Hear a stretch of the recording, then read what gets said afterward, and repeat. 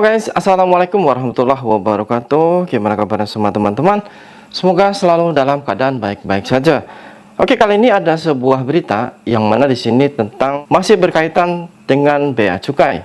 Yang mana di sini Ketua Dirjen Pajak yaitu Pak Askolani langsung menyatakan hal sebagai berikut.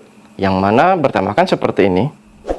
Kabar terbaru, cukai plastik minuman berpemanis berlaku 2024. Nah loh, sekarang bukan hanya baju, bukan hanya sepatu, bukan hanya segala barang-barang yang datang dari luar negeri, dan bukan hanya motor, bukan hanya mobil. Sekarang teman-teman tahu, bagi pedagang minuman eceran ya, yaitu yang mengandung permanis seperti mungkin es ya, atau mungkin pop es, pokoknya segala jenis minuman yang berpemanis itu akan dikenakan pajak. Waduh, ini gimana guys? Jadi kalian yang mungkin jualan es ya di pinggir jalan, karena itu kan berpemanis juga, mungkin juga akan dikenakan pajak. Hasil nggak seberapa malah akan dikenakan pajak. Ini kira-kira gimana ya? Yang mana di sini kronologinya?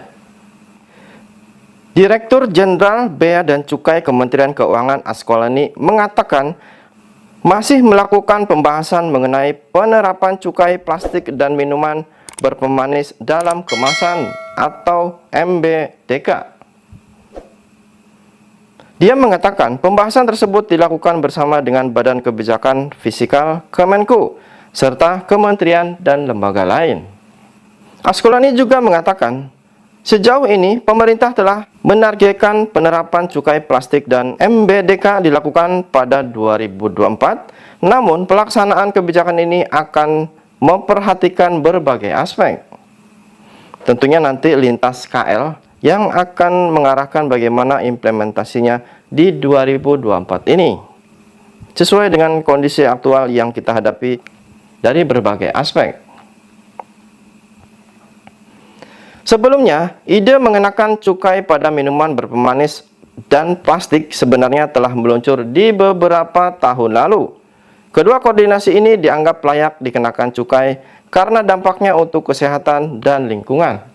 Loh, apa sangkutannya ya? Apabila emang minuman itu dikatakan di sini dianggap layak dikenakan cukai karena dampaknya untuk kesehatan dan lingkungan. Justru harusnya untuk kesehatan dan lingkungan itu bukan dikenakan pajak, harusnya dibantu dan mungkin mendapat support ya dari pemerintah. Ini justru akan dikenakan pajak. Kira-kira apa komentar kalian? Pada Februari 2020, Menteri Keuangan Sri Mulyani pernah menyampaikan kepada Komisi 5 DPR RI bahwa potensi penerimaan dari cukai minuman manis bisa mencapai 6,25 triliun. Ini dia. Jadi melihat dari hasil pajak minuman itu, minuman atau pokoknya bentuk plastik yang berpemanis sampai 6,25 triliun. Itu yang bikin dia seolah-olah pengen cepat diberlakukan agar mendapat uang sebanyak itu. Dan kira-kira uang itu kemana ya? Target penerimaan dari dua barang kena cukai ini juga sempat masuk dalam peraturan presiden, namun pelaksanaannya aturan ini tak kunjung terlaksana.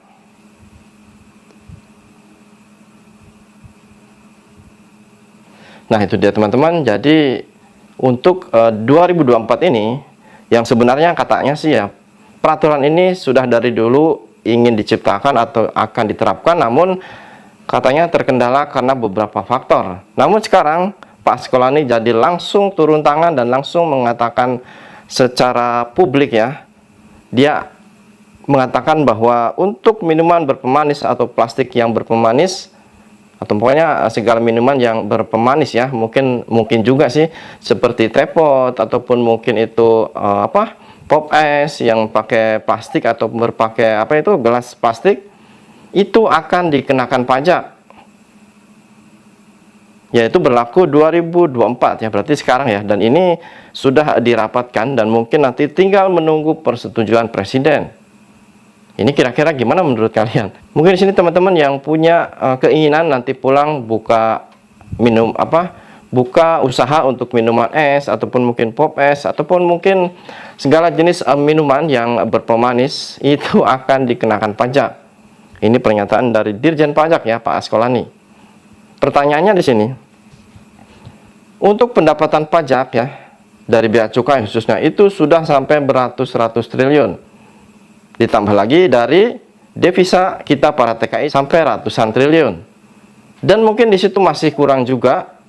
Akhirnya minuman berpemanis saja yang mungkin hasil cuman nggak seberapa akan dikenakan pajak. Kira-kira gimana menurut kalian? Coba apa komentar kalian? Kenapa kok sekarang dikit-dikit pajak ya?